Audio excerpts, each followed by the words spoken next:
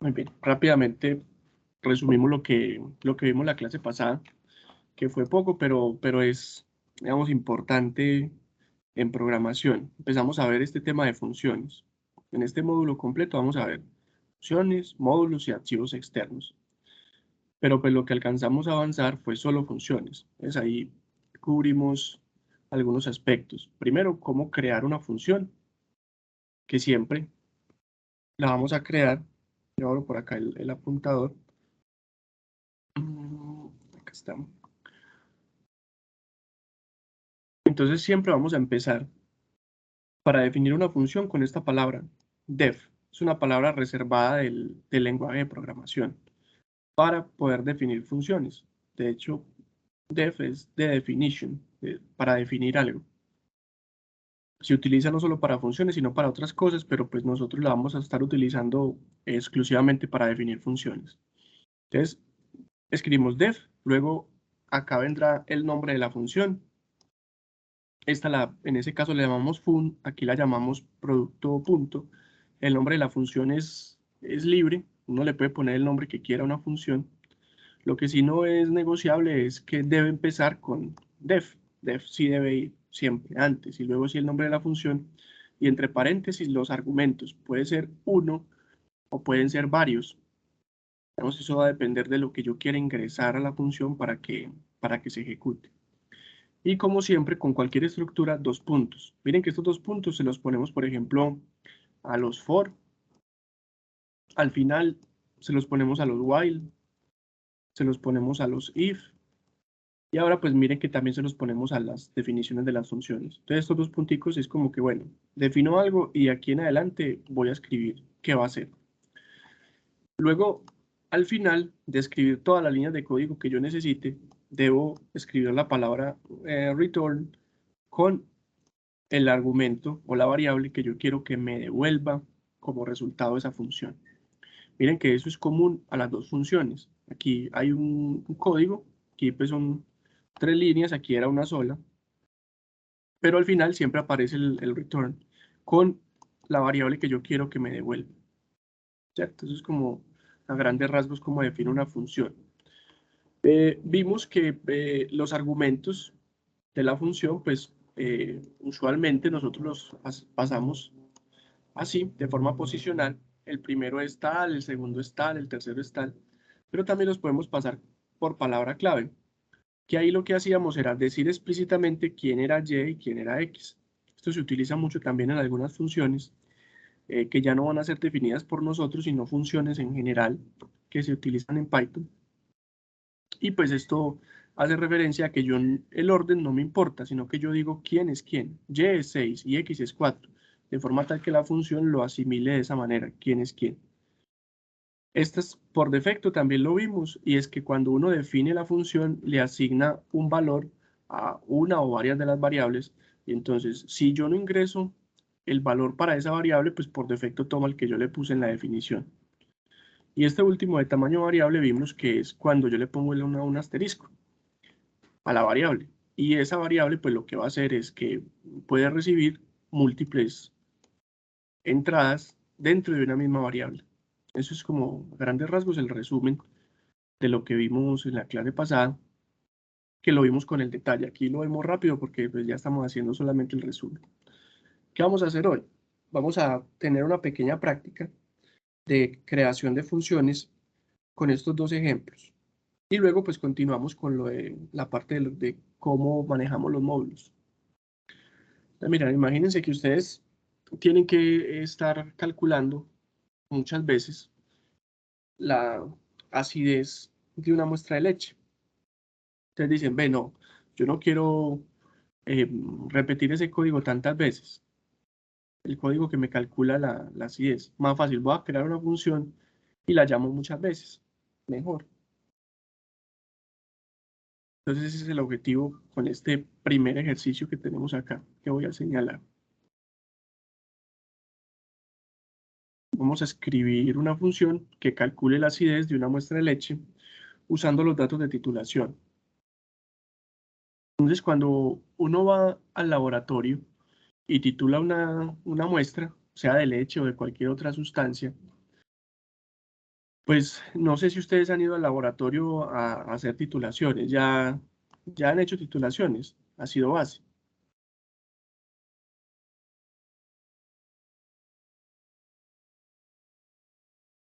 ¿o no?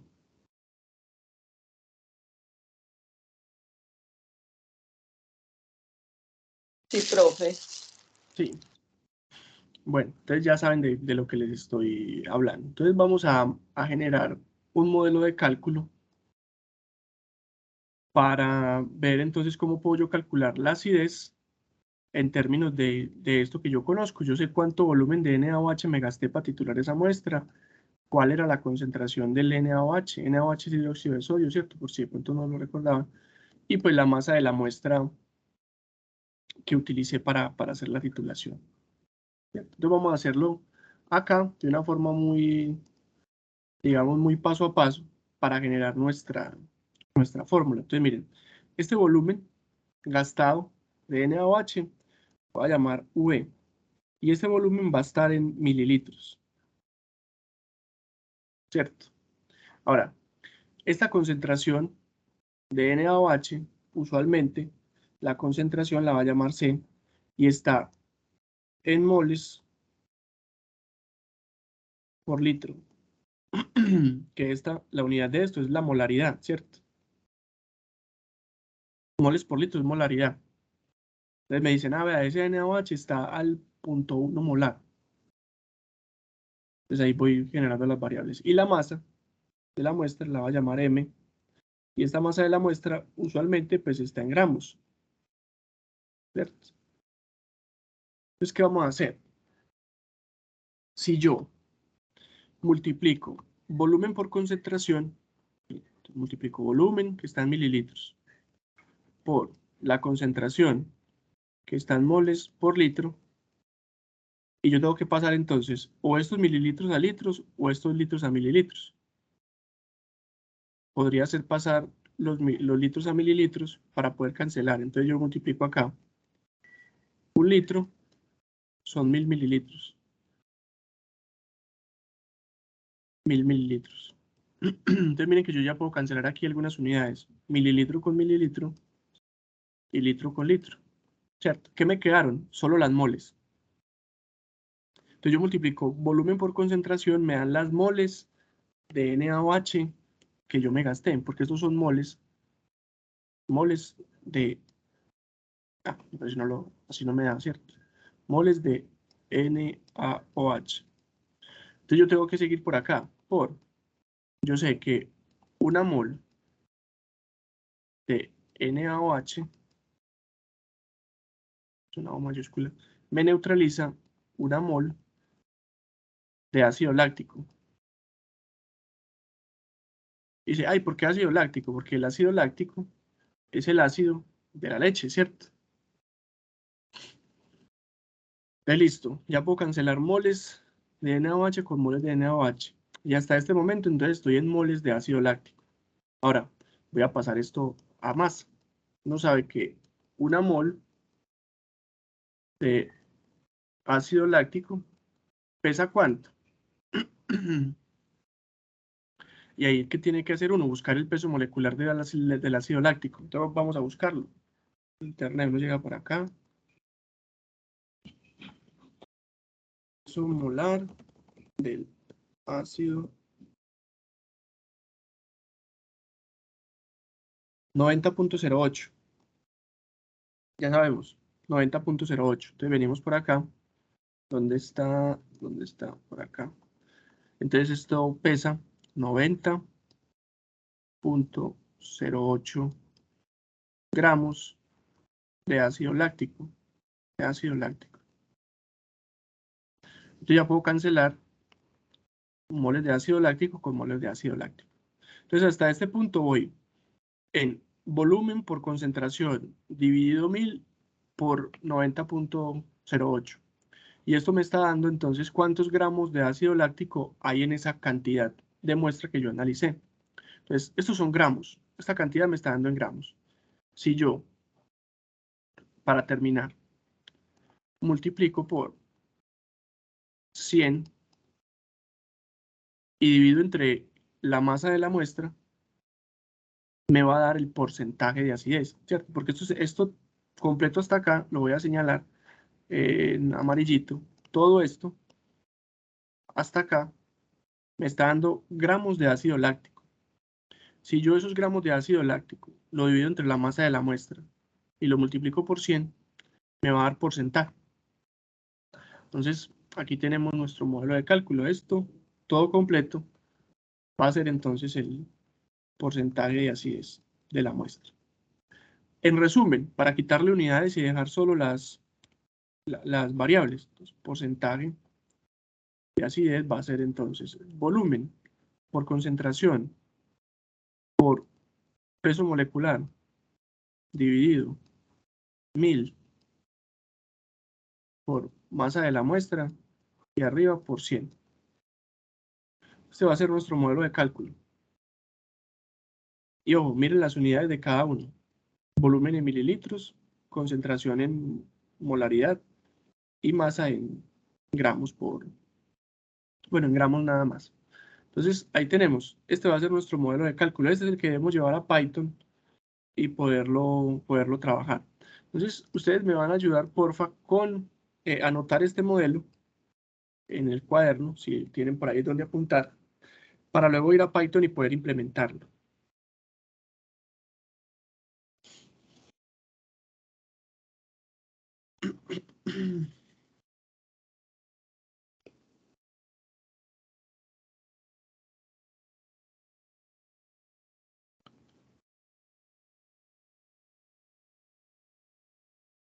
Volumen, concentración, peso molecular por 100 dividido 1000 por la masa.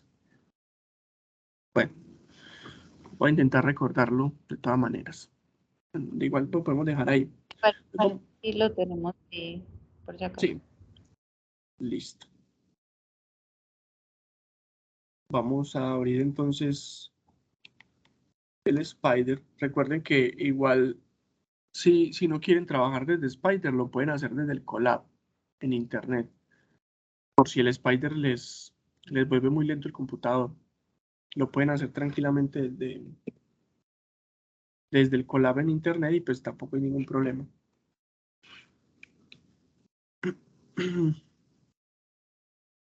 A ver qué abra esto.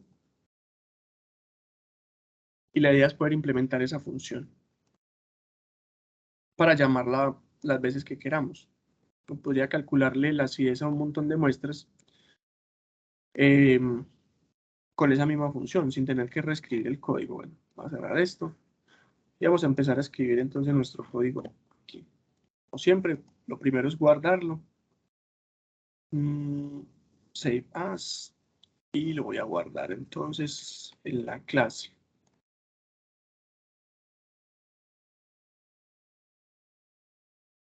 No, estamos en algoritmos. Algoritmos.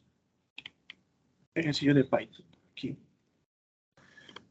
Entonces, ejemplos de hoy es 15. Hoy ya 15. Nos está yendo muy rápido. Bueno, ahí está. Entonces vamos a definir la función. Empezamos con def. Y la voy a llamar acidez. Recibir algunos argumentos. ¿Qué argumentos va a recibir? Vamos a mirar. Miren, necesitamos volumen, concentración, peso molecular y masa. Son 4 argumentos. Volumen, concentración, peso molecular y masa. Vengamos acá. Sería entonces volumen, concentración, peso molecular y masa. Los puntos. Acá, ¿qué vamos a hacer? Vamos a calcular entonces la acidez. La voy a llamar así, AC. Y va a ser entonces paréntesis, dividido, otro paréntesis. Y acá será volumen por concentración por peso molecular por 100 dividido 1000 por M. ¿Cierto? Creo que era así. De todas maneras, ustedes me ayudan a corregir si de pronto me equivoqué en algo.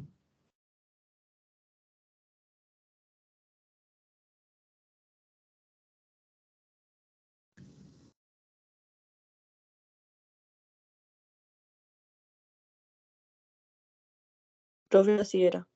Sí, gracias. Y ahora le damos, vuelva que hace, y miren que ahí ya estamos listos, ya tenemos la función implementada. Ya nosotros podemos decirle a Python que nos imprima algunos resultados. Si tuviéramos un conjunto de datos, pues lo podríamos hacer para todo un conjunto de datos, pero aquí son cositas muy puntuales. Por ejemplo, yo quiero que me calcule la acidez me gasté un volumen de 7.8 mililitros, la concentración del NaOH era 0.1 molar, el peso molecular es 90.08 y la masa de muestra fueron 2.3 gramos. Con esto pues él debería calcularme. Vamos a ver si no sale algún error. Si sale algún error lo corregimos. O sea, aquí me está saliendo el porcentaje de acidez es 3.0548869. Bueno, ahí hay cositas por mejorar. Y vamos a mejorar esa función. Pero me cuentan si a ustedes les está dando lo mismo, si estamos bien hasta ahí, si ha entendido.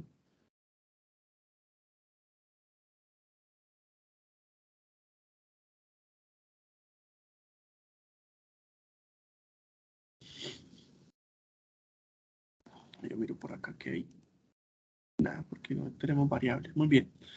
Entonces, miren, algo que sería chévere que la función hiciera es que no nos reporte con todo ese montón de cifras decimales. ¿Todo eso para qué? Que nos reporte con un solo decimal apenas es. Porque pues es que la acidez tampoco es que sea una medición muy precisa. Entonces acá uno lo puede redondear. Devolver el resultado. Redondémoslo a una sola cifra.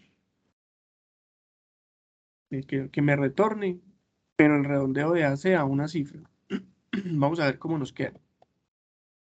Miren ahora este resultado más bonito.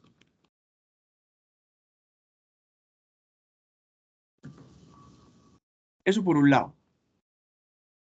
Ya le hicimos aquí un detallito, pues, para que no lo tengamos que hacer siempre desde el print, sino que sea la misma función la que me redondee el resultado. Eso digamos que no tiene ningún problema y ahí ya está. Ahora, otra cosa que me gustaría hacer a mí es que yo no tenga que estar ingresando todos estos valores. ¿Para qué? Digamos, lo que cambia de muestra a muestra realmente es el volumen que me gasté y la masa que usé. La concentración del NaOH y el peso molecular casi siempre es el mismo, ¿cierto? Uno siempre utiliza una misma concentración de NaOH y utiliza casi siempre un mismo peso molecular. Bueno, si estoy titulando leche, el peso molecular siempre va a ser el mismo. Entonces ahí podemos modificar la función un poquito para que no tengamos que ingresar todos los argumentos todas las veces. Y ahí es donde viene lo que vimos la clase pasada de los parámetros por defecto. Entonces, miren, yo voy a hacer unas ligeras modificaciones acá. Lo primero que voy a hacer es, voy a poner volumen y masa de primeros. Y la concentración y el peso molecular los dejo de últimos. Entonces, estas variables, estos dos primeros argumentos, van a ser argumentos posicionales, volumen y masa. Y estos los voy a definir por defecto. ¿Cómo? Voy a decir, bueno, la concentración que usualmente usamos en el laboratorio es 0.1 molar. Todo el tiempo estamos titulando leche, el peso molecular es 90.08. De esta manera, yo ya puedo escribir esto acá para decir, vea, ¿cuánto fue el volumen? 7,8. ¿Cuánto fue la masa? 2.3. Y no tengo que escribir los otros dos, porque ya los definí por defecto. Peso molecular y concentración. Si yo vuelvo y ejecuto esto, debería darme lo mismo. 3.1, pero sin necesidad de escribir todos los argumentos. Miren, ahí está, 3.1. ¿Qué pasa? Que esta función sigue teniendo la potencialidad de ingresarle una concentración diferente y un peso molecular diferente. La tiene, solamente que no es necesario estarla utilizando todo el tiempo. Por ejemplo, si yo ya sé que hubo un ensayo en el que la concentración no fue de 0.1, sino de 0.01, yo puedo escribir aquí 0.01 ¿Y eso qué va a hacer? Sobreescribirme este valor. Ya la concentración no sería de 0.1, sino de 0.01. Y obviamente esto me daría con la coma corrida. Y haría 0.31, creería yo. A ver, 0.3, porque lo redondeamos a una sola cifra.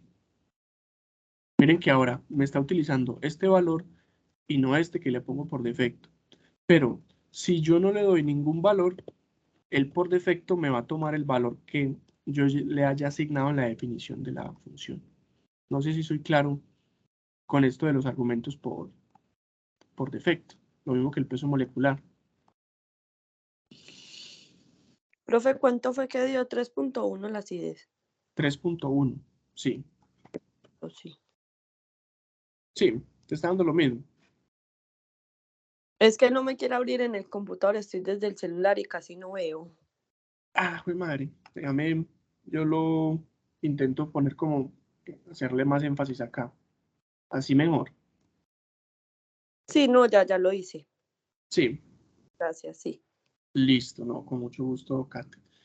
Entonces, miren, aquí digamos que esta función, pues es sencillita para calcular la acidez, pero ya nosotros podríamos calcular la acidez a una cantidad de muestras que tengamos. Y esos datos posiblemente estén en Excel. De hecho, si uno tiene los datos en Excel, pues es más práctico implementar la función en Excel y utilizarla ya, ¿cierto? Digamos que tampoco nos vamos a mentir acá. Uno, cuando está trabajando, tiene datos en muchas partes y uno siempre debe utilizar el software que le quede más fácil de utilizar. No es que, ay, que Python y ya nos casamos con Python, que en Python no es lo mejor. No, Python es una herramienta muy buena para ciertas cosas, pero no vamos a desconocer que Excel es muy bueno para hacer otras cosas, ¿cierto? Pues digamos que esto es porque estamos aprendiendo Python. Y es un ejemplo para aprender a utilizar esta herramienta que son las funciones y posiblemente nos va a servir para hacer otras cosas. Pero si yo voy a calcular la acidez de unas muestras que tengo en Excel, pues lo hago en Excel directamente, ¿cierto? No nos vamos a poner a dar vueltas con las cosas. Bueno, entonces ahí tenemos primera función. Vamos a hacer la otra. Vamos a escribir una función que calcule el factorial de un número.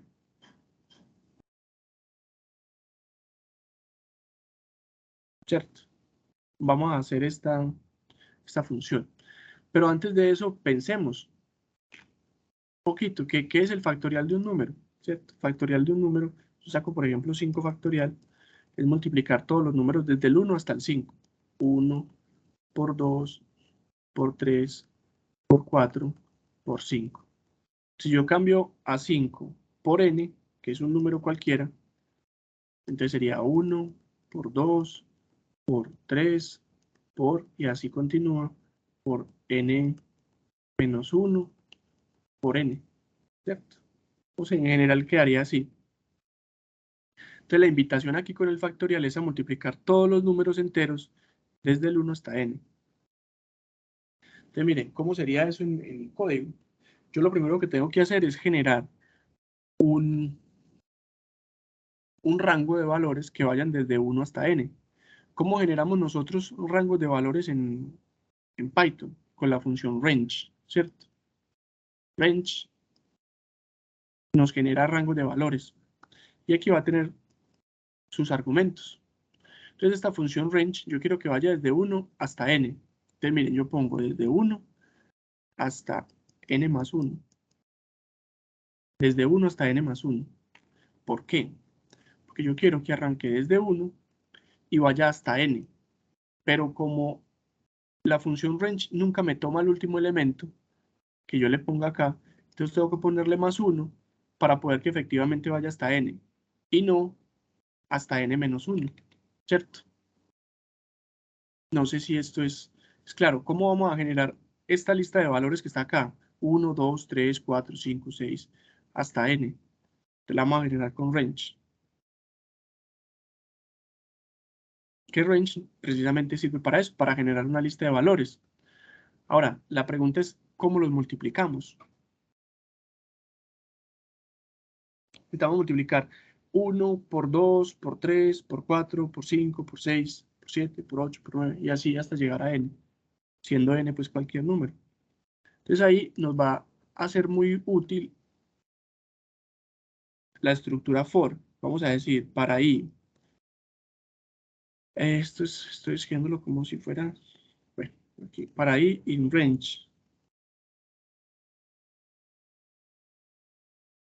desde 1 hasta n más 1. Entonces, ¿qué va a hacer este for? Va a tomar, le va a asignar valores ahí que van a ir desde 1 hasta n, ¿cierto? Entonces, y va a valer primero 1, luego 2, luego 3, luego 4, luego 5, luego 6. Entonces, aprovechamos eso y decimos por acá, podemos definir una función que se llame p de producto que arranque en 1 y le decimos que p es igual a sí mismo por i. Entonces, como p arranca en 1, es 1 por 1, 1. Luego i va a valer 2. P vale 1, 1 por 2, 2. P queda valiendo 2. Ya i vale 3. 2 por 3, 6. P vale 6. Ya i va para 4. 4 por 3, 12. Y así vamos incrementando los valores pues mm, hacia el resultado del factorial. Entonces miren, esto va a ser la implementación de la función. Esto es interno de la función, o sea que aquí vendría nuestro def, le ponemos un nombre a la función con los argumentos, que sería básicamente n, 2 puntos, y por acá estaría nuestro return, que va a retornar entonces finalmente p. Más o menos así va a quedar la estructura de la función. Pero uno debería primero poder imaginársela más o menos en la mente, yo cómo lo voy a hacer, así, así, y luego ahí sí vamos al código a intentar hacerlo. Digamos, esa es como la estrategia que yo los invito a que tengan. Que primero antes de empezar a hacer el algoritmo, se sienten un ratico, así sean 2, 3 minuticos a pensar, ¿yo cómo hago para hacer eso? Ah, lo voy a hacer así, así, tan, bueno, for, me sirve, un range, y una vez ya tengan ustedes más o menos una estructura mental de cómo lo van a hacer, ahí sí se tiran al código. Porque escribir código sin pensar luego es para borrar y frustrarse y esa no es la idea, pues, ¿cierto? Entonces vamos a definir por acá la función def real y el argumento va a ser un número, n. Y aquí vamos a empezar, escribir que factorial, a mí. Y aquí pues vamos a empezar. Definimos a p igual a 1 y aquí utilizamos el for. Range desde 1 hasta n más 1. Y aquí en el for pues hacemos p igual a p. ¿Sí? Y aquí fuera del for retornamos. ¿Quién? P.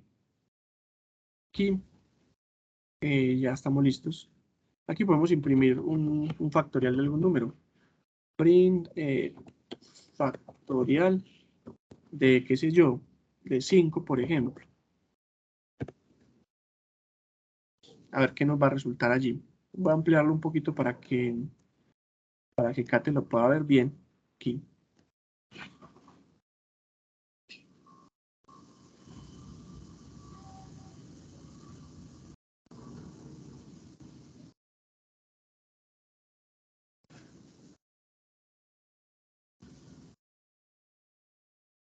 Observen la identación. La identación ahí es importantísima. No vayan a poner este return identado dentro del for, porque eso luego va a traer problemas. Este return está identado al nivel de la función. Solamente esta línea de p igual a p por i está identada dentro del for.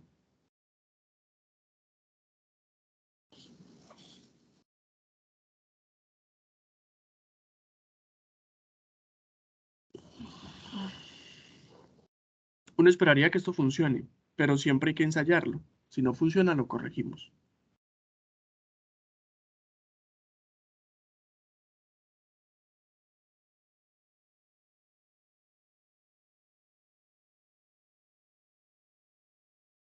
Muy bien, lo voy a ejecutar.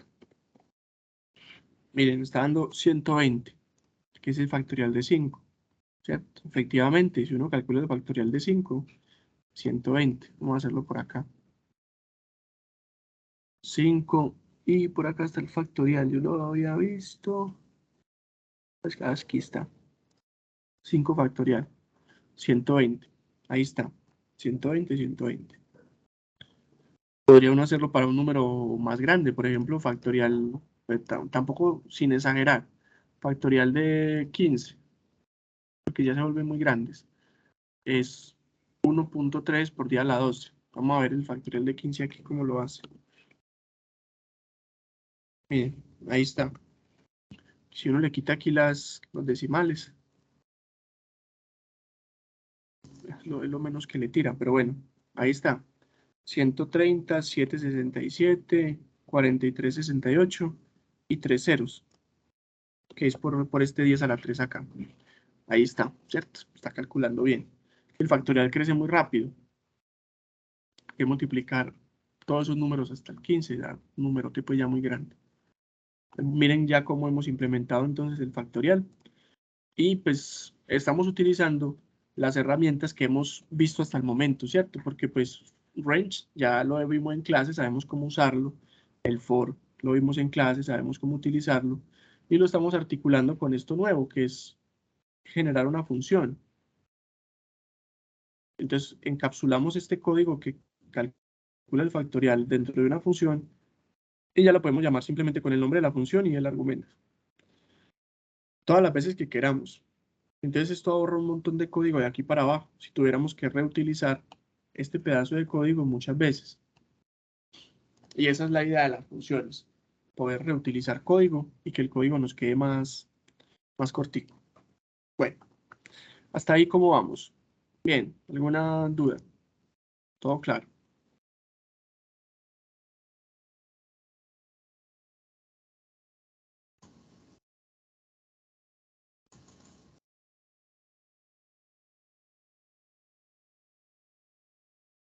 Muy bien, aprovecho que veo que por aquí está Andrea y la saludo. Hola Andrea, ¿cómo vas?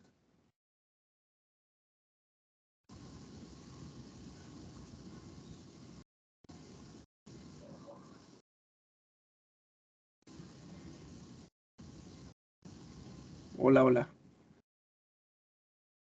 Muy bien, vamos entonces a continuar por acá.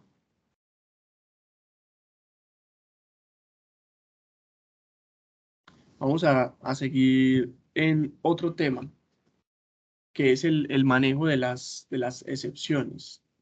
Este es un tema que es importante en cualquier lenguaje de programación, porque cuando uno está escribiendo código se puede encontrar con el problema que algunas operaciones van a sacar error, y eso va a ser inevitable para uno hacer que no saquen error, porque eso va a depender mucho del usuario, ¿cierto? Si el usuario, por ejemplo, y aquí vamos a ver, poner esto en acción. Si el usuario, por ejemplo, quiere hacer esta operación que tengo aquí en azul, de igual a 4 más 2 entre comillas, miren que yo estoy intentando sumar a un número un texto. Entonces esto inevitablemente va a sacar un error. Si yo intento 4 más, entre comillas 2, me va a salir un error que dice que no se pueden sumar tipos diferentes de datos o algo así. Sale en Python, ¿cierto? Entonces, en ese caso, cuando uno va a intentar algo que posiblemente salga un error, lo que hace uno es encapsularlo dentro de esta otra estructura que se llama try. Esta estructura lo que hace es decir, vea, le dice a Python, vea, inténteme esto. ¿Ve? ¿Qué pasó?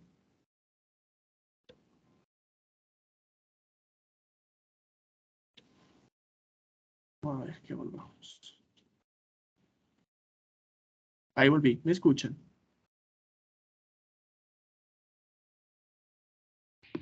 Sí, profe. A ver, sí, bien, que se me perdió como la conexión un momento. Bueno, ahí estamos otra vez. Listo. Otra vez.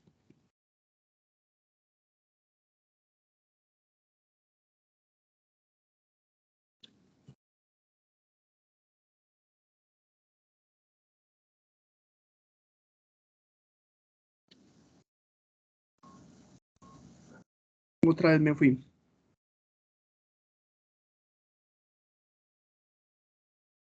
Listo, ahí estamos otra vez. Esperemos que ya se vaya la intermitencia. Listo. Entonces, les estaba comentando que esta estructura try lo que hace es decirle a Python, vea, inténteme ejecutar esta línea. Pero si por alguna razón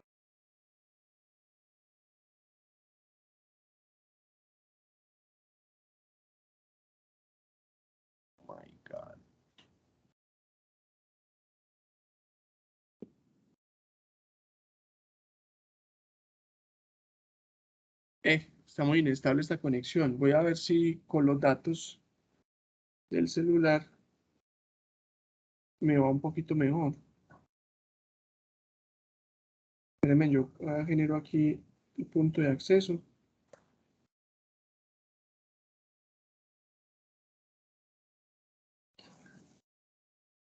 Y me conecto más fácil desde esta otra red. A ver. Ya tengo el punto de acceso.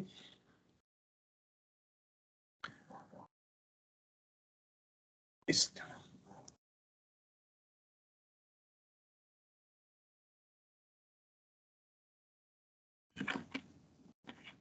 Listo. Ahí me escuchan bien. A ver si con esta red de pronto está mejor. Sí, profe, bien. Sí, bien. Bueno, vamos a seguir por acá, a ver, esperando que ya no hayan más intermitencias por el momento. Bueno, entonces acá parece un capítulo del Chavo del 8 con tantas interrupciones. Les comentaba que entonces esta estructura, try, lo que hace es decirle a Python que intente ejecutar esta línea de código. Que lo intente simplemente. Ahora, si todo sale bien, él lo intenta y esta línea se ejecuta sin sacar errores, él lo que va a hacer es venirse acá al else e imprime lo que diga acá o ejecuta lo que diga acá. Pero ¿qué pasa? Si esta línea de código que yo estoy ejecutando acá, esta, saca un error, entonces la línea que se va a ejecutar es esta, del except, y va a imprimir esto que tenemos acá. No necesariamente tiene que imprimir algo, sino que hacer algo en particular. Entonces, esto es como una especie de if. ¿Se acuerdan del if? Esto, del if. Que si pasa una cosa, entonces hago algo. Si pasa la otra, entonces hago otra cosa. Así es similar un try. El try lo que dice es, inténteme ejecutar esta línea. Si sale algún error, entonces me ejecuta lo que está debajo del except. Pero si aquí no sale ningún error, todo va bien, ejecúteme lo que está en el else. E independientemente de si aquí sacó error o no, pues ejecutará este final. Aquí, todas estas líneas son opcionales, este de aquí para abajo. El else uno lo puede poner o no, y el finally uno lo puede poner o no. Eso de qué va a depender de lo que yo quiera hacer, ¿cierto? Las que sí no son opcionales son try y except. Estas dos sí son básicas y hay que escribirlas pues en conjunto. Al menos este bloquecito está acá, lo que está en rojo, siempre habrá que escribirlo. Entonces vamos a mirar esto con un ejemplo práctico para que se entienda mejor, porque eso así pues como en la teoría uno como que no me queda tan claro. Entonces imagínense que ustedes quieren pedirle al usuario que ingrese un número entero. Entonces vamos a empezar por ahí. Dejemos esto aquí como ejemplo, pero vamos a intentar nosotros mismos construirlo desde cero, ¿cierto? Igual y miramos acá a ver cómo nos va quedando. Entonces, voy a escribir acá un bloque de código y esto es, por ejemplo, validando entrar. Entonces imagínense que ustedes quieren recibir en una variable X un valor entero. Entonces yo pongo int de un input y yo le digo al usuario que me ingrese un valor entero, un número entero más bien.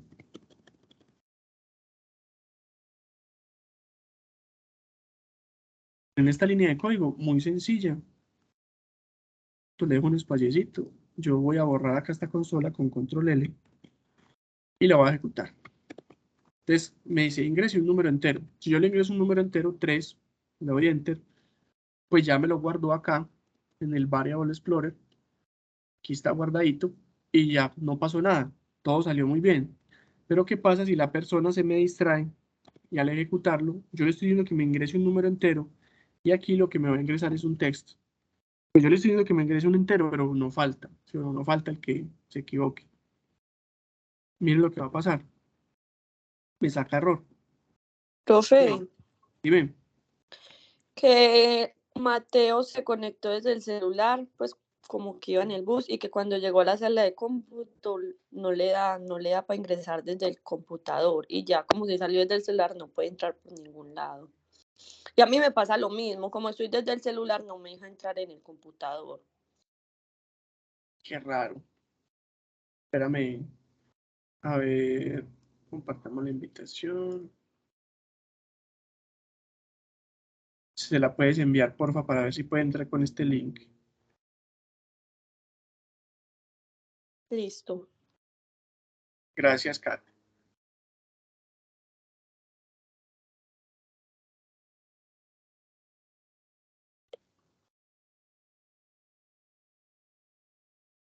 Ve, y también Andrea se fue.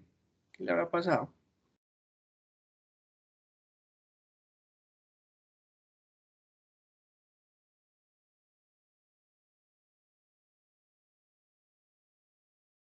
Sí, es que esta plataforma de Teams, no sé. Eso porque pues la universidad compró pues como todas las licencias y todo para trabajar con esto y pues hay que darse pues como la tarea de intentarlo, pero sinceramente me gustaba más la otra plataforma. Sí, esta es toda rarita. Definitivamente, a mí personalmente no me gusta. Pero bueno, hay que trabajar con lo que hay. Buenos días, profe. ¿Qué más? ¿Cómo vas? No, profe, tratándome de conectar desde las 8. Pues Dios mío. me metí un ratico y pues estaba dando, pero estoy aquí en la sala de cómputo y me intenté meter ya desde el computador, pero no sé, se enloqueció y no quería dar ni aquí ni allá. Bueno, me aparece como la opción de unirse y no sé cómo de otra manera. Y pero bueno, con el enlace te funcionó bien. Ah, sí, profe. Pues Kate me lo mandó. A la próxima, ¿dónde lo puedo encontrar? No, pues es que ese enlace, no, Pues me porque habla. porque lo tengo es que generar después de estar dentro de la reunión. O sea, yo no puedo generar el enlace sin haber entrado antes a la reunión. Lo que podemos hacer es que todos los días que ingrese a la reunión, acá, lo que voy a hacer entonces es copiar ese enlace y mandárselos por acá. Yo creo que aquí están invitados todos. Los puedo escribir aquí por el chat de la universidad. Creo que esa puede ser una estrategia. Y escribirles todos los días al iniciar la clase para que entonces revisen acá en el chat de la U y aquí les aparecería entonces el enlace al iniciar la clase. Yo todos los días que ingrese a las 8, entonces hago eso y ya saben dónde buscarlo entonces para que lo encuentren allí y aún no tengamos este problema. Porque ojo, con el enlace sí les va bien. Con gusto lo voy a tener presente para la próxima, ya de aquí en adelante hacer siempre lo mismo. Copiar el enlace y mandarlos por allá. Bueno. Entonces, estamos por acá en medio de un ejemplo. ¿Qué estamos haciendo, Teo, para que te pongas en contexto rápidamente? Estamos viendo cómo manejar excepciones. Las excepciones en Python son errores, sino que ellos lo llaman excepciones como por no decir que son errores, ¿cierto? Entonces es una forma muy curiosa de decir que es un error. Entonces no, yo no cometí un error, sino que cometí una excepción. Algo así. Entonces las excepciones en Python son los errores. Entonces vamos a aprender a manejar las excepciones. Estamos viendo que existe una estructura en Python del try, except, else, finally, que nos permite capturar ese error y manejarlo sin que el código se me caiga en la ejecución. Entonces, a modo de ejemplo, empezamos con esta instrucción, que es muy común. ¿Qué estamos haciendo? Pidiéndole al usuario que ingrese un dato, pero debe ser un dato entero. Entonces, por eso ponemos int de un input e ingresamos el valor, ¿cierto? Hasta ahí vamos. Eso es lo que hemos hecho. Entonces, ¿qué pasa? Y aquí retomamos todo juntos. Si yo ingreso un número entero a esta línea de código, voy a borrar la consola. Yo le doy control enter y aquí entonces me pide efectivamente ingrese un número entero. Acá abajo. Entonces yo aquí voy a escribir el número. Le digo, vea, el número es un 3. Le doy enter y entonces él me lo guarda sin problema, no pasó nada. Aquí ya está guardado en la X el 3. Todo bien. Pero el problema viene cuando yo no hago lo que se espera. Yo le doy control enter. Aquí me pide que ingrese un número entero y le voy a ingresar un hola. Hola por ninguna parte es un número entero. Entonces, ¿qué va a pasar? Cuando él intente tomar esa variable e intentar convertirla en entero, pues va a salir un error. Miren lo que me sale aquí. Value error. Invalid literal for int with base 10. Entonces lo que él me dice es que, vea, usted no puede convertir un texto en entero. Pues yo no puedo. Entonces me saca un error y me tumba el código. ¿Sí ven? ¿Cómo hacemos para saber que me tumbó el código? Porque lo que esté aquí para abajo no se va a ejecutar. Miren, yo puedo poner aquí un print. Diga, control Z. Diga, por ejemplo, todo salió bien.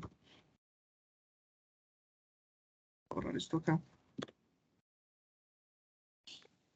Entonces, ¿cómo me doy cuenta yo que lo que está aquí para abajo no se va a ejecutar? Es porque cuando saque el error, esta línea no se va a ejecutar. Entonces vamos a hacerlo otra vez. Si yo lo ejecuto normal, me pide un valor entero, yo le ingreso, por ejemplo, un 6, enter, me guarda el 6, mira lo que acá está, y me dice que todo salió bien. Ahora, si yo vuelvo y ejecuto esto, pero lo voy a hacer mal, vuelvo y le guardo un hola, miren que se ejecuta solo hasta el error. Y esta línea de todo salió bien no se ejecuta, porque el código inmediatamente llega acá, se interrumpe, se cae, se detiene. Yo no quiero que eso ocurra. Yo quiero que mi código siga ejecutándose, pero que tome las precauciones del caso. Entonces ahí es donde viene la cláusula try. Entonces, ¿qué vamos a hacer? Vamos a decir a Python, inténteme esto.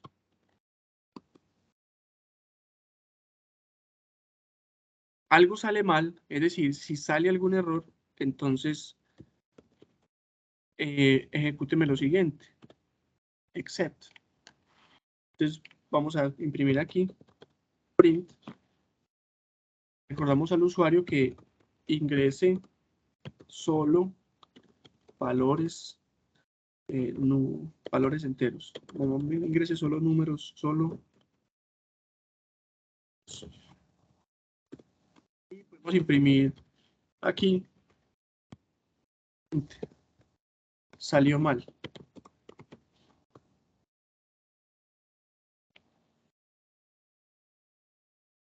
¿Cierto?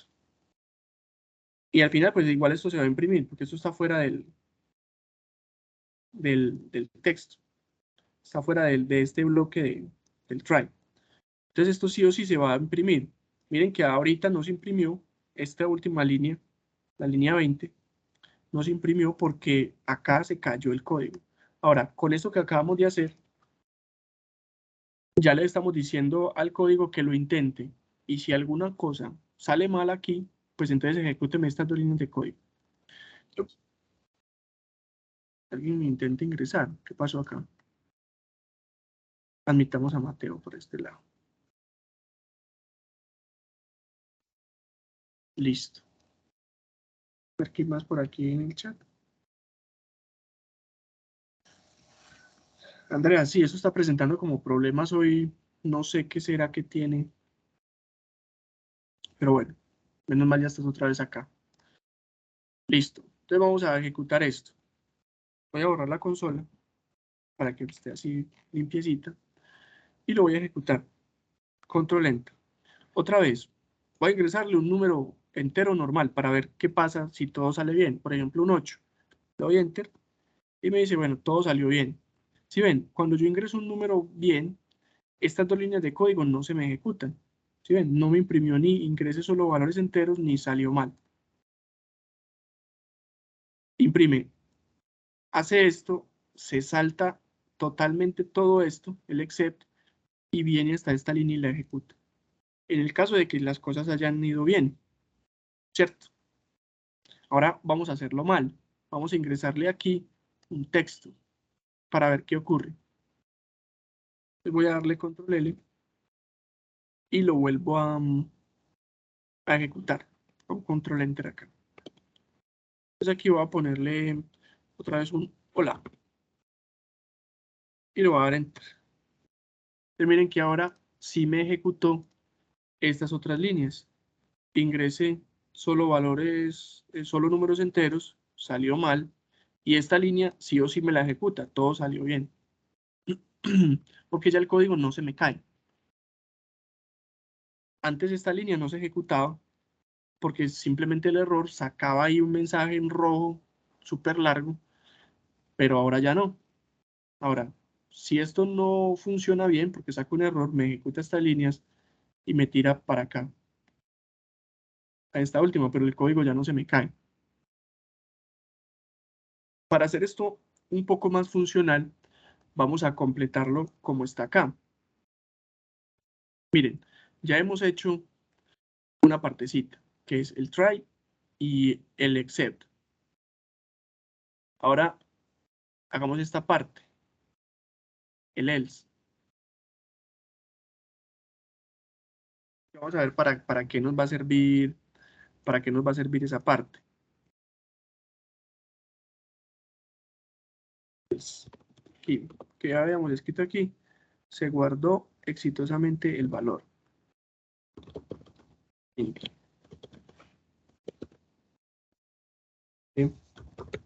Guardó exitosamente.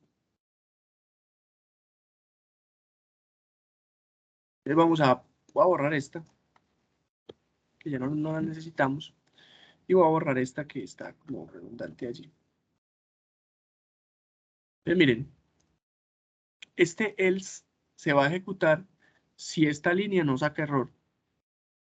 Y ahí es donde tenemos que tener como digamos, la práctica para poder recordar esto. Entonces, resumiendo, él va a intentar esta línea.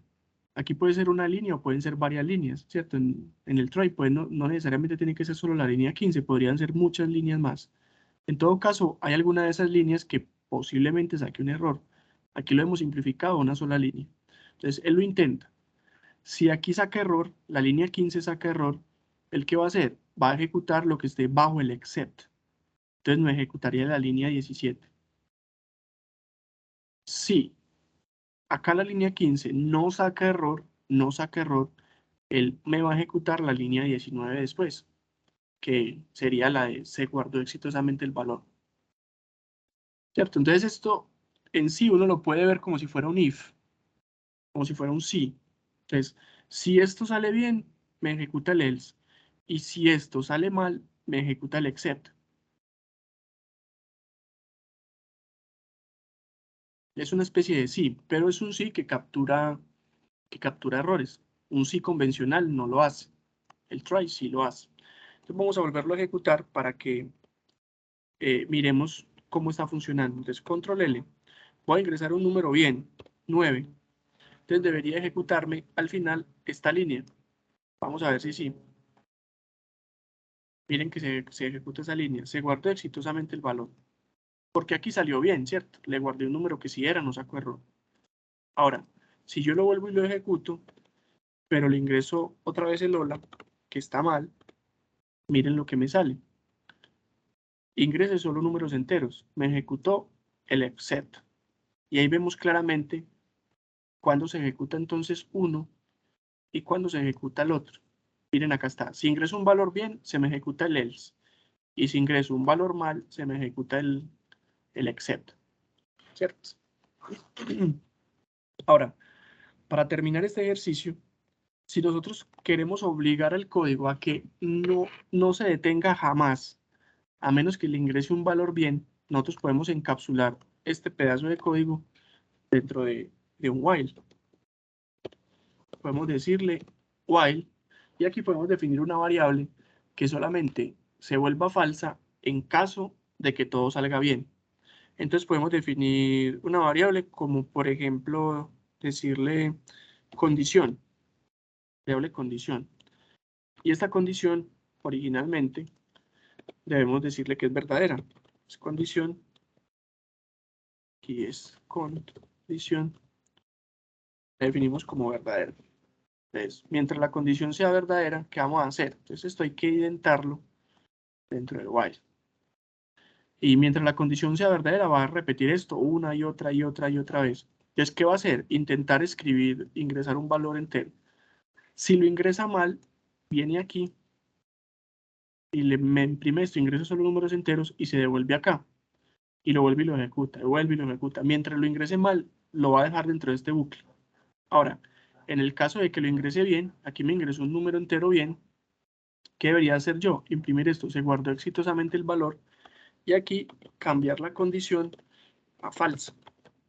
¿Para qué? ¿Con cuál objetivo? De que si esta condición se me vuelve falsa, el while ya no se ejecuta más, porque si la condición es falsa, el while ya no se ejecuta. Y ese sería como la estructura básica de lo que estamos haciendo. Aquí hay que ponerle 2 puntos. Allá. Entonces, con esto nosotros obligamos a la persona que me tenga que ingresar el valor. Si no me lo ingresa, lo voy a dejar ahí hasta que lo ingrese. Si no, usted verá, apague el computador, pues yo no lo voy a dejar seguir ingresando un valor que tiene un error. Entonces, miren, voy a borrar la consola y lo vamos a ejecutar. Si yo ingreso un número entero bien, por ejemplo un 12, él debería guardarme el valor y terminar el código. E imprimirme pues que se guardó exitosamente. Bien, se guardó exitosamente. Me guardó aquí el valor y ya terminó la ejecución.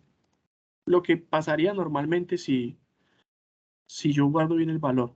Ahora, si yo ingreso mal el valor, control enter, y le voy a escribir aquí un hola, hola, lo que va a hacer él es entrar aquí, saca el error, se va al except, y si ingrese solo números enteros, entonces debería imprimirme, ingrese solo números enteros acá debajo, y luego devolverse al while y volver a pedirme que ingrese un número.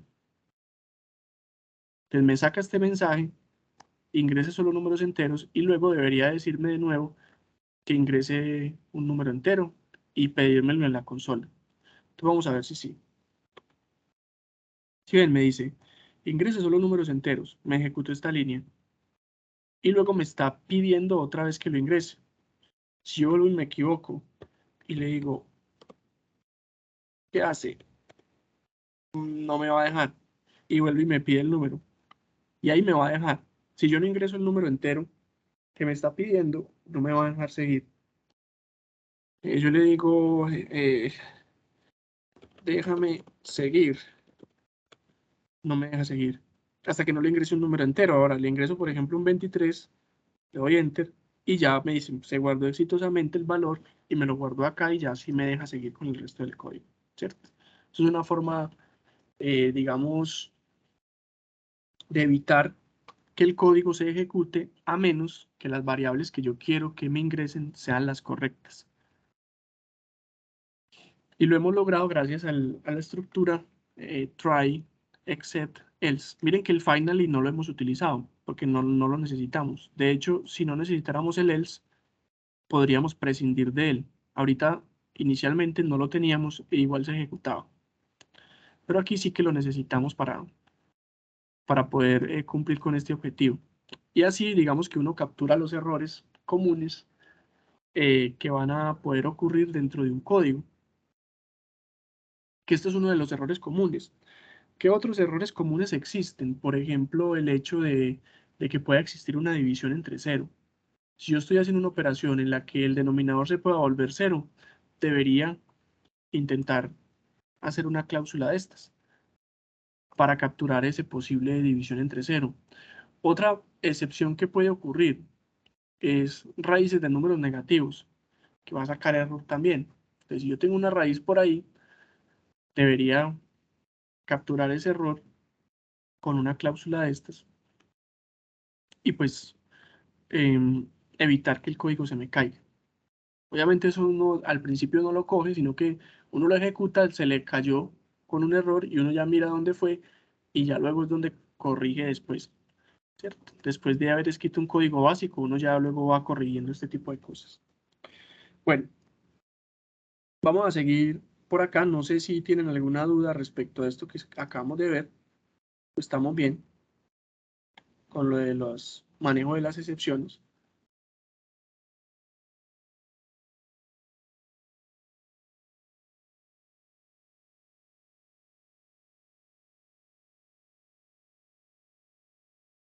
Cualquier cosa, pues me van contando.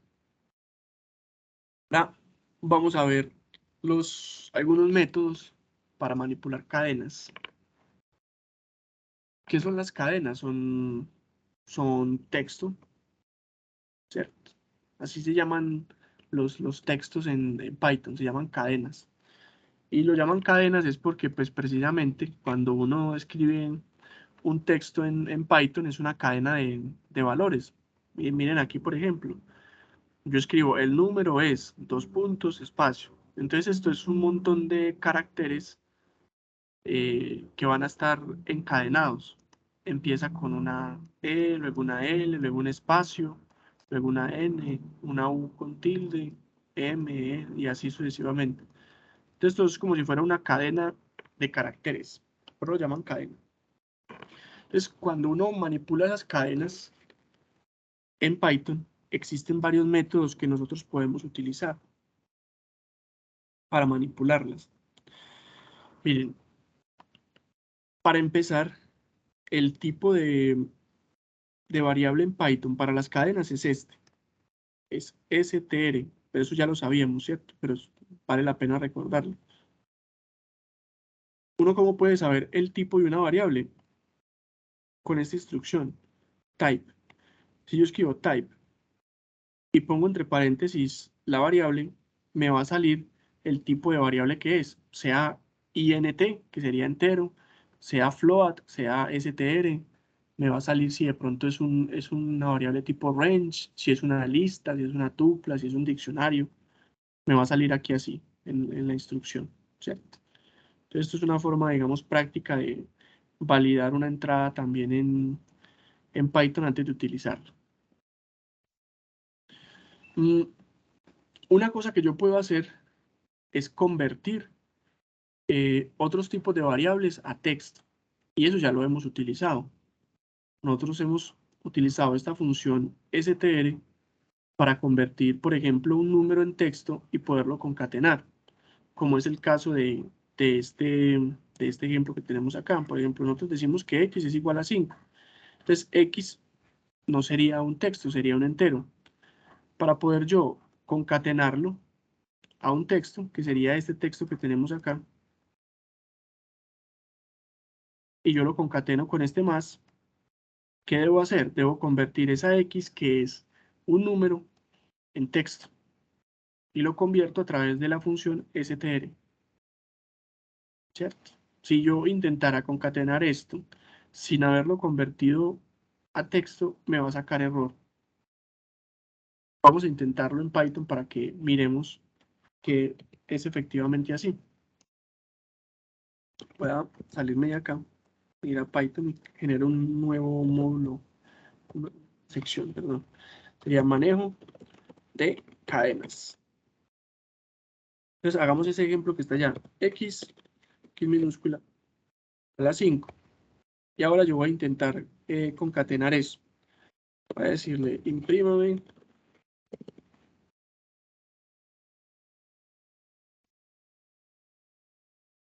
puntos más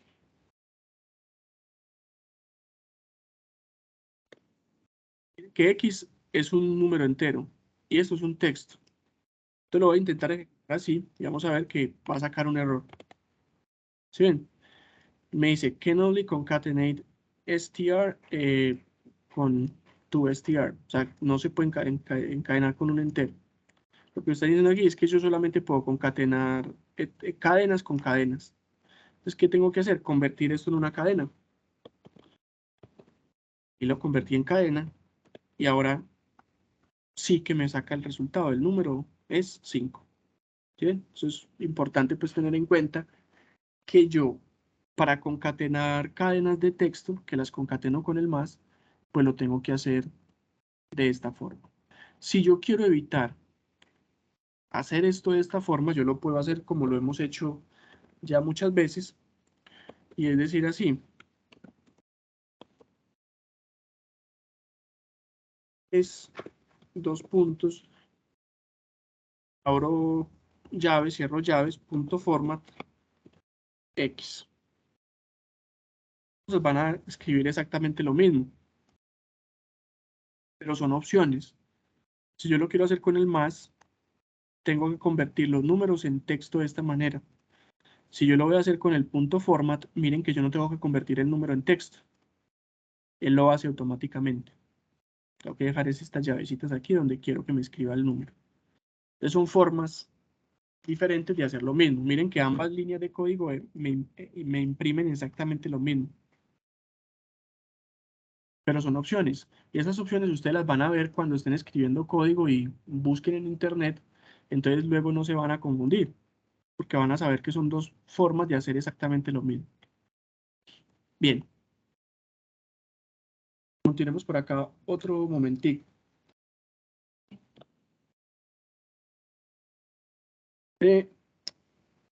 Bueno, justamente de lo que estábamos hablando, que una forma un poco más moderna de realizar lo mismo que vimos hace un momento es con el punto format.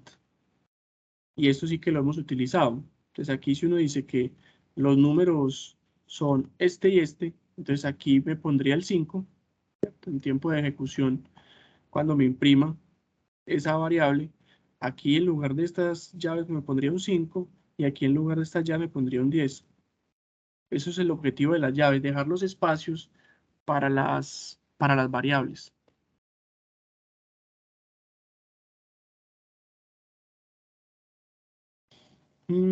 Otra cosa que podemos hacer es pues utilizar el más para unir dos cadenas. Si yo tengo una cadena S1 y otra S2 que dice parte 1, parte 2, yo las puedo concatenar utilizando el más y pues simplemente me las pega, me las une. El más en las cadenas lo que hace es pegar cadenas, ¿cierto? Otra cosa que podemos hacer con cadenas, y esa sí me parece un poquito curiosa o extraña, es que uno las puede multiplicar. Yo puedo multiplicar una cadena, por ejemplo, por un 3, y lo que hace es replicarme el número de veces que por la que yo la multiplique esa cadena. Entonces yo escribo una cadena que diga hola, y luego esa cadena la multiplico por 3, me escribe 3 veces hola, hola, hola, hola. Vemos que esto podría llegar a tener utilidad, pero pues habría que encontrársela, ¿cierto? Que al menos así de primera vista, pues no es mucho. Ahora, esto que viene aquí a continuación sí que tiene utilidad, porque esto lo vamos a utilizar bastante. Por ejemplo, uno puede verificar si una cadena pequeña de texto está dentro de otra, con esta instrucción. Yo pregunto, ¿será que la palabra mola está dentro de esta oración? Y lo hago utilizando el in. Entonces, ¿uno cómo traduciría esto pues al lenguaje humano? Está la palabra mola dentro de esta cadena de texto.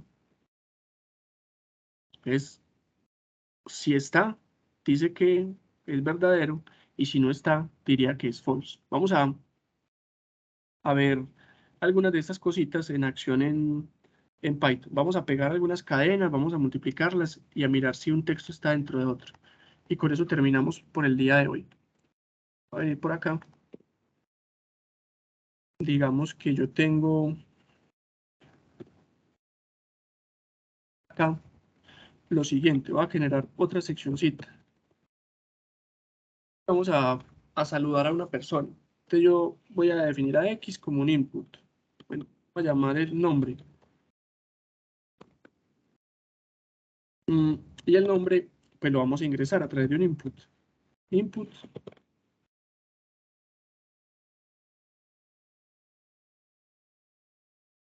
Y luego, aquí le vamos a decir al computador que nos salude. Vamos a decir print. Hola. Entre eso, le damos un espacio. Más nombre. Más. Y aquí podemos escribir también entre corchetes. Le preguntamos, ¿cómo estás?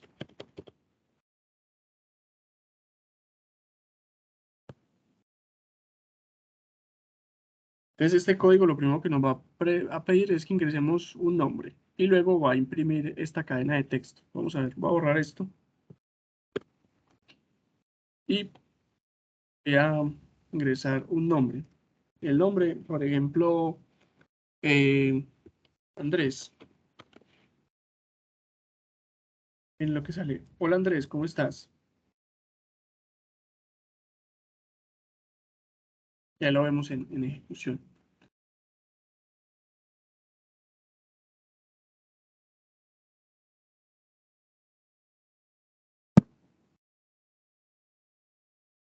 Miren que lo hemos logrado gracias a los más. ¿Por qué esta variable no tuvimos que convertirla en entero? Porque en entero no, en string, en una cadena, porque pues ya era una cadena, ¿cierto? Aquí ingresamos un nombre, el nombre es una cadena, pues cadena con cadena sí se pueden sumar.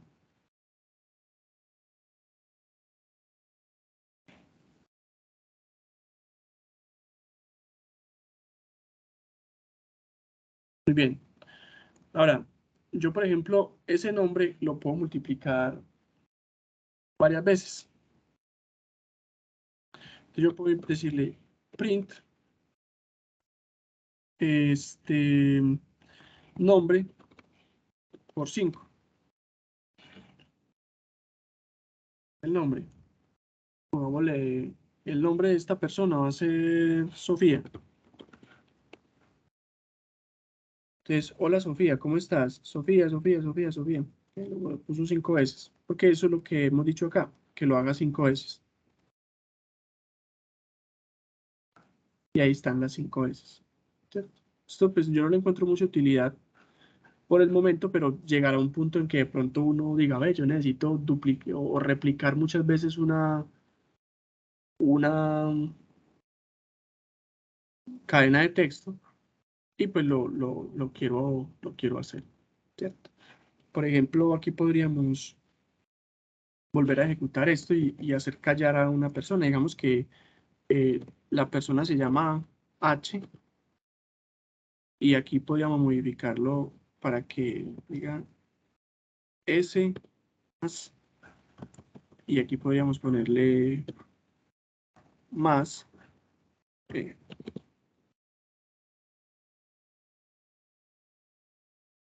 a ver si no lo deja hacer.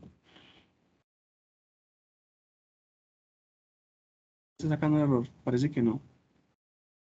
Vamos a ejecutarlo. No, sale error. Ah, es que eso es un texto.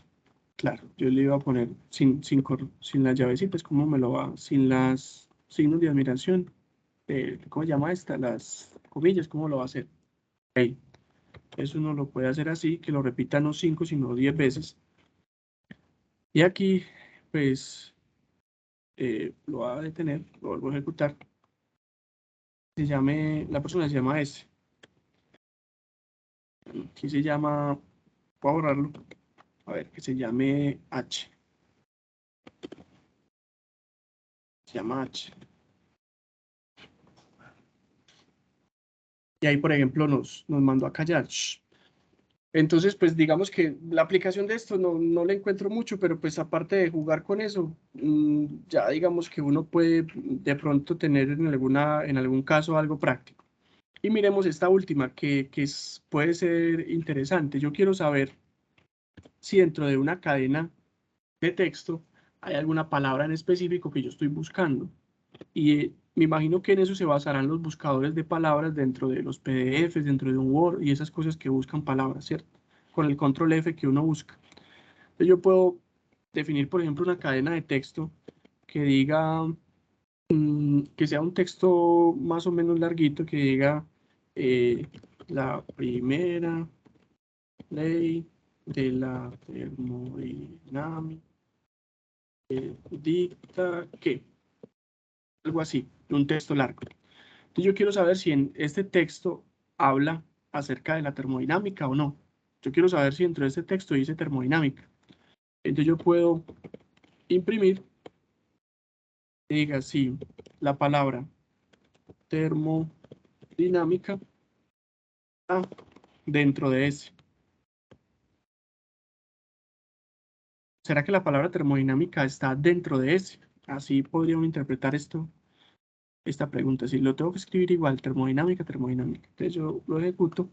Aquí pues me va a pedir el nombre, le va a poner Diana, porque pues, bien, porque era la parte de arriba del código. Y esta parte de abajo, miren cómo me va a evaluar true. ¿Por qué? Porque la palabra termodinámica efectivamente está dentro de esta cadena de texto, ¿cierto? Voy a escribir una seccioncita aquí para que me ejecute esto solamente. Ahora, si yo quiero saber si la palabra entropía, por ejemplo, está dentro de esa cadena, miren que no lo está. Entonces aquí debería devolverme false. Lo ejecuto y miren que me da false, ¿cierto? Entonces, esto es una herramienta muy poderosa, en realidad, porque me permite a mí saber si cierto texto está dentro de otro texto. Y eso es casi que un buscador de palabras dentro de un texto. Eso es una herramienta realmente útil que posiblemente exploremos más adelante. Entonces, yo creo que por hoy podemos dejar hasta ahí para no meter como tantas cosas a la vez y que podamos ir como digiriendo estas ideas. No sé si tienen alguna duda o vamos bien hasta este punto.